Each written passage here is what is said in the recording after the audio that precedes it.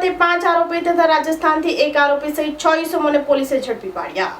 85 duplicate નોટો, રોકડ 2.27 lakh, car, mobile સહિત કુલ રૂપિયા 11.89 લાખનો મુદ્દા માલ જપ્ત કરાયો, જેમાં એક વોન્ટેડ। વલસાડના સાગર મારુના ખાતામાં નાણાં જમા થતા પોલીસે તેને દબોચતા સમગ્ર મામલો બહાર આવ્યો। દેશના અર્થતંત્રને નુકસાન પહોંચાડવા માટે નકલી ચલણી નોટો વહેતી કરનાર ગેંગનો વડોદરા શહેર એસઓજીએ પર્દાફાશ કર્યો છે। વડોદરામાં બેંક મશીનમાં નકલી નોટો જમા કરવાના મામલે પોલીસે ગણતરીના કલાકોમાં આરોપીને દબોચી લીધા છે।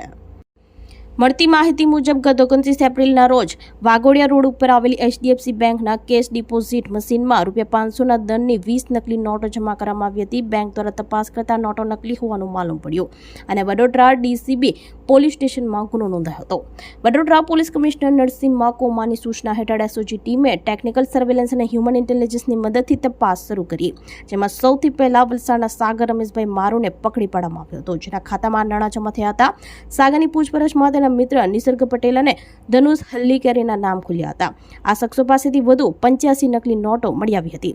આ તપાસનો દોર અહીં જ ન અટકતા છેક રાજસ્થાન સુધી પહોંચ્યો હતો। એસઓજીની ટીમે રાજસ્થાનના કેકડી ગામથી મુખ્ય સપ્લાયર અક્ષય સાવરલાલ ગોયલને ઝડપી પાડ્યો છે અને કાવતરું રચનાર ભાવેશ નીલકમલ શર્મા રહેવાસી મોરબીની ધરપકડ કરી હતી।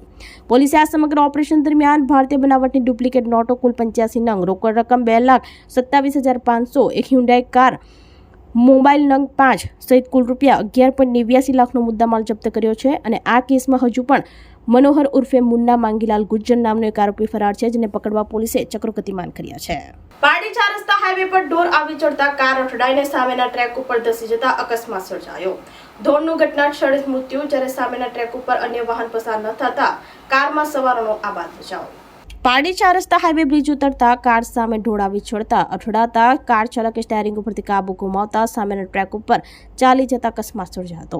પારડી નેશનલ હાઈવે નંબર 48 4 રસ્તા બ્રિજ ઉતરતા વાપીથી વલસાડ જતા ટ્રેક ઉપર અર્ટિગા કાર નંબર JJ15CR6605 નો ચાલક પસાર થઈ રહ્યો હતો। તે દરમિયાન રાત્રિના અચાનક હાઈવેના વચ્ચે ઢોર આવી ચડતા કાર અથડાઈ હતી અને સામેના ટ્રેક ઉપર કાર ચાલી જતા અકસ્માત સર્જાયો હતો। ઘટનામાં ઢોરનું ઘટના સ્થળે જ મોત નીપજ્યું હતું, તેમજ સદનસીબે સામેના ટ્રેક ઉપર કોઈ વાહન અકસ્માત સમય પસાર ન થતા કારમાં સવારોનો આબાદ બચાવ થવા પામ્યો હતો, જોકે કારને નુકસાન થયું હતું। ઘટનાની જાણ પારડી પોલીસને થતાં સ્થળ ઉપર આવી પહોંચી હતી અને ક્રેનની મદદથી અકસ્માત વાહનને સાઈડમાં ખસેડવાની કામગીરી કરી વધુ તપાસ હાથ ધરી હતી। વાપી રેલવે સ્ટેશન ઉપર આરપીએફ અને જીઆરપી દ્વારા ઓપરેશન યાત્રી સુરક્ષા અભિયાન હેઠળ 2 મોબાઈલ ચોરોને ઝડપી પાડ્યા। રેલવે સ્ટેશન ઉપર શંકાસ્પદ તત્વો પર સીસીટીવી અને સાદા ડ્રેસમાં તૈનાત પોલીસ જવાનોની કડક નજર હોવાની આરપીએફની ચેતવણી। વાપી રેલવે સ્ટેશન ઉપર આરપીએફ અને જીઆરપી દ્વારા ઓપરેશન યાત્રી સુરક્ષા અભિયાન હેઠળ 2 મોબાઈલ ચોરોને ઝડપી પાડવામાં આવ્યા છે। તેમની પાસેથી ચોરાયેલા મોબાઈલ ફોન પણ જપ્ત કરવામાં આવ્યા છે। આ કાર્યવાહી પશ્ચિમ રેલવેના મુંબઈ સેન્ટ્રલ ડિવિઝન હેઠળ કરવામાં આવી હતી। પ્રથમ કિસ્સામાં આરપીએફ વાપીના નિરીક્ષક આશિષ તિવારીની CPDS ટીમે ટેકનિકલ સર્વેલન્સ અને સીટી ફૂટેજની મદદથી રોહિત ઉર્ફે નાગકટ્ટા નામના એક શખ્સને ઝડપી પાડ્યો હતો। 3 મેના રોજ ઈસ્ટ બુકિંગ ઓફિસ પાસે એક ઊંઘતા મુસાફરના ખિસ્સામાંથી મોબાઈલ ચોરવાની ઘટના સીસીટીવીમાં કેદ થઈ હતી। 5 મેના રોજ વોચ ગોઠવીને તેને ઝડપી લેવામાં આવ્યો હતો અને તેની પાસેથી 11,000ની કિંમતનો Oppo A15 મોબાઈલ જપ્ત કરવામાં આવ્યો હતો, જ્યારે બીજી કાર્યવાહી 5 મેના રોજ વહેલી સવારે પ્લેટફોર્મ નંબર 2 પર કરવામાં આવી હતી, જેમાં મહેશ કુતરિયા નામના શખ્સને ઝડપી લેવાયો હતો। આરોપીએ કબૂલાત કરી હતી કે તેણે ઈસ્ટ પાર્કિંગમાં રિક્ષામાં ઊંઘી રહેલા રિક્ષા ચાલકની નજર ચૂકવીને 10,000ની કિંમતનો Oppo મોબાઈલ ચોર્યો હતો। બંને આરોપીને વધુ કાયદેસરની કાર્યવાહી માટે જીઆરપી વાપીને સોંપવામાં આવ્યા છે। આરપીએફ દ્વારા ચેતવણી આપવામાં આવી છે કે રેલવે સ્ટેશન પરિસરમાં શંકાસ્પદ હિલચાલ કરનારા તત્વો પર સીસીટીવી કેમેરા અને સાદા ડ્રેસમાં તૈનાત પોલીસ જવાનોની કડક નજર છે। ગુનેગારો સામે કડક કાર્યવાહી કરવામાં આવશે। દમણમાં ધોરણ 10ના વિદ્યાર્થીઓનું 95.20% સાથે શાનદાર પરિણામ આવ્યું। ટોપ 3માં પ્રથમ ક્રમે જાનવી રામ 95.50%, બીજા ક્રમે સિયા પટેલ 95.33% અને આદિત્ય વાઘ 95% સાથે ત્રીજા ક્રમે રહ્યા। સંઘપ્રદેશ દમણ કેન્દ્રનું ધોરણ 10 એસએસસી બોર્ડનું પરિણામ શાનદાર રહ્યું છે, જેમાં એકંદરે 95.20% વિદ્યાર્થીઓએ સફળતા પ્રાપ્ત કરી છે।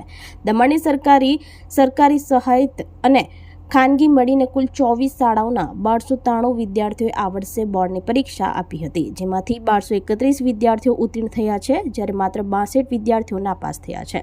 દમણ જિલ્લાના ટોપ 3માં 2 વિદ્યાર્થીનીઓ અને 1 વિદ્યાર્થીએ પોતાનું સ્થાન નિશ્ચિત કરી શાળા અને પરિવારનું ગૌરવ વધાર્યું છે. દમણ જિલ્લામાં પ્રથમ ક્રમે દિવ્ય જ્યોતિ અંગ્રેજી માધ્યમ શાળાની વિદ્યાર્થીની જાનવી નિથાલી રામે 95.50% મેળવીને સમગ્ર જિલ્લામાં ડંકો વગાડ્યો છે, જ્યારે બીજા ક્રમે મોટી દમણ સ્થિત institute of our lady of Fatima શાળાની વિદ્યાર્થીની સિયા વિનોદભાઈ પટેલ 95.33% મેળવીને ઝળહળતી સફળતા પ્રાપ્ત કરી છે. ત્રીજા ક્રમાંકે વરકુંડ સ્થિત શ્રીનાથજી શાળાના વિદ્યાર્થી આદિત્ય યોગેશ વાઘે 95% સાથે ઉત્કૃષ્ટ દેખાવ કર્યો છે. પોતાની ઐતિહાસિક સફળતા વિશે વાત કરતા પ્રથમ ક્રમાંકિત જાનવી રામે જણાવ્યું હતું કે તેણે ધોરણ 9ના અંતથી જ તૈયારીઓ શરૂ કરી દીધી હતી. તેણે પોતાની સફળતાનો શ્રેય શાળાના શિક્ષકો, ટ્યુશન, માતા પિતા તેમજ મોટા ભાઈ બહેનના માર્ગદર્શનને આપ્યો હતો અને કહ્યું હતું કે તણાવમુક્ત રહીને સતત રિવિઝન કરવાથી આ પરિણામ પ્રાપ્ત થયું છે. जानवी निठाली राम. आप कौन सी क्लास में थे? क्लास 10. तो आपका कितना परसेंटेज आया? मेरा परसेंटेज 95.5 है और मेरा परसेंटाइल 99.43 है. कौन से स्कूल में अभ्यास करते थे आप? दिव्या ज्योति स्कूल. तो आप पूरे दमन में आप फर्स्ट आए हो, तो क्या कहना चाहोगे? मैं कहना चाहूँगी कि मेरे स्कूल ने भी मुझे बहुत सपोर्ट किया है. मैं ट्यूशन क्लासेस जाती थी गुरुकुल, वहाँ पे भी सारे सर ने मुझे बहुत सपोर्ट किया. मेरी फैमिली, मेरे मम्मी पापा ने कभी भी मुझे प्रेशर नहीं दिया, हमेशा मुझे सपोर्ट किया है. जितने भी मेरे मार्क्स आए उन्होंने मुझे कभी प्रेशर नहीं दिया और हमेशा मेरे साथ खड़े हैं. मेरी एक बहन है जागृति, वो अभी 11th स्टैंडर्ड में, उन्होंने भी मुझे पूरा सपोर्ट दिया है. मेरे लिए मेरी बड़ी बहन है तो उन्होंने बहुत सपोर्ट किया है. मेरे एक भैया हैं जिनका नाम है निखिल, जिन्होंने भी मुझे शुरू से लेके गाइड किया है कि आपको 10th की प्रिपरेशन कैसे करनी है. अगर मैं 10th के बारे में बात करूँ तो मैंने अपना प्रिपरेशन है ना 9th के लास्ट से कर दिया था. जब मेरा 9th का सिलेबस ख़त्म हो चुका था तो मैं थोड़ा थोड़ा पढ़ती थी, ज़्यादा नहीं पढ़ती थी. थोड़ा थोड़ा पढ़ते पढ़ते क्या हुआ कि जब स्कूल का सिलेबस ख़त्म हुआ तब तक स्कूल का सिलेबस स्टार्ट हुआ ना, तब तक मेरा सिलेबस ऑलमोस्ट ख़त्म हो चुका था. तो 10th में अच्छे मार्क्स स्कोर करने का मेरा यही रीज़न है कि मुझे एक प्रॉपर गाइडेंस मिला था. कोई भी मेरे ऊपर प्रेशर नहीं था. मैंने प्रैक्टिस बहुत किया है, रिवीजन बहुत किया है. जितना आप प्रैक्टिस करोगे, जितना आप रिवीजन करोगे, उतना आप अच्छा स्कोर कर सकते हो. यही मेरा रीज़न है कि आज मैंने इतना अच्छा स्कोर किया है 10th स्टैंडर्ड में.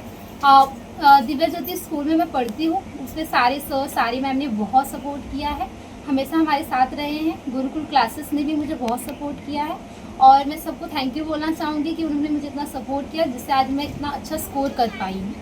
और सबसे लास्ट में तो यही है कि मेरे फैमिली मेरे साथ थे, कि कम मार्क्स आए या ज़्यादा मार्क्स आए, हम हमेशा आपके साथ हैं. मेरी बड़ी बहन, मेरे बड़े भाई मेरे साथ थे, तो मुझे कोई भी टेंशन नहीं हुआ कभी भी. अगर गुरुकुल क्लासेस ने तो मुझे इमोशनल सपोर्ट भी दिया है. हम पढ़ते हैं तो हम कभी प्रेशर फील करते हैं, ऐसा लगता है कि हमसे ये चीज़ें नहीं हो पाएंगी, हम डिकॉन्फिडेंट हो जाते हैं. वहाँ पे गुरुकुल ने मुझे समझाया है कि आप किस तरीके से पढ़ो, टेंशन मत लो. तो वहाँ से बहुत इमोशनल सपोर्ट मिला जिससे मैं फ्री माइंड से पढ़ती थी. मैंने कभी टेंशन लेना सोचा ही नहीं कि मुझे टेंशन नहीं लेना है, जो भी होगा सब अच्छा ही होगा. तो मैंने पूरा फ्री माइंड से पढ़ा है. तो अगर आपको अच्छा स्कोर करना है 10th में तो फ्री माइंड से पढ़ो, रिवीजन करो, प्रैक्टिस करो, एक प्रॉपर गाइडेंस के साथ चलो, तो हम डेफिनेटली आप अच्छा स्कोर करोगे 10th स्टैंडर्ड के अंदर. बाकी कुछ नहीं. Thank you so much to all my teachers, my parents, my sister and my brother. और मेरे भैया और मेरी बहन ने भी बहुत सपोर्ट किया है, स्टार्टिंग से गाइड किया है. और क्या कहना चाहूँ, बस वर्ड्स ही नहीं है एक्सप्रेस करने के लिए. बहुत खुशी हो रही है कि यस आज अपने पेरेंट्स को प्राउड फील करवा दी है. मेरा नाम आदित्य योगेश वाघ है. मैं श्रीनाथजी स्कूल में पढ़ता हूँ.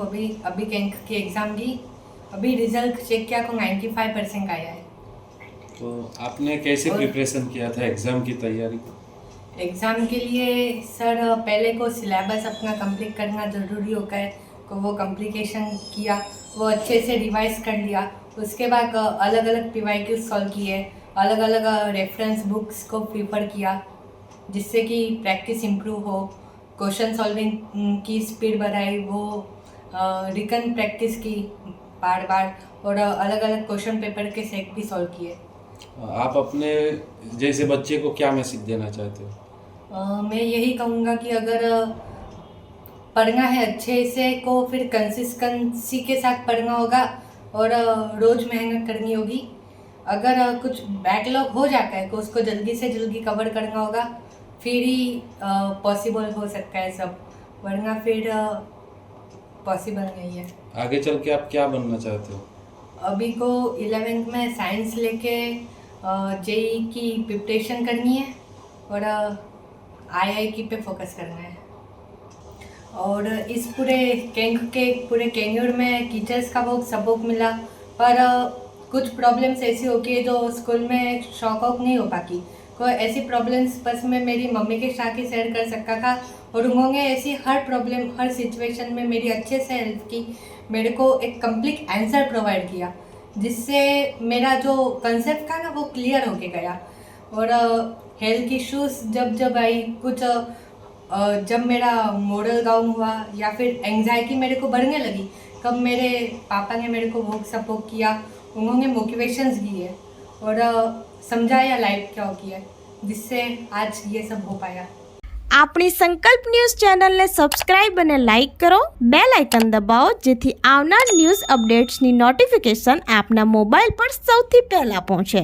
Like, subscribe and share the video.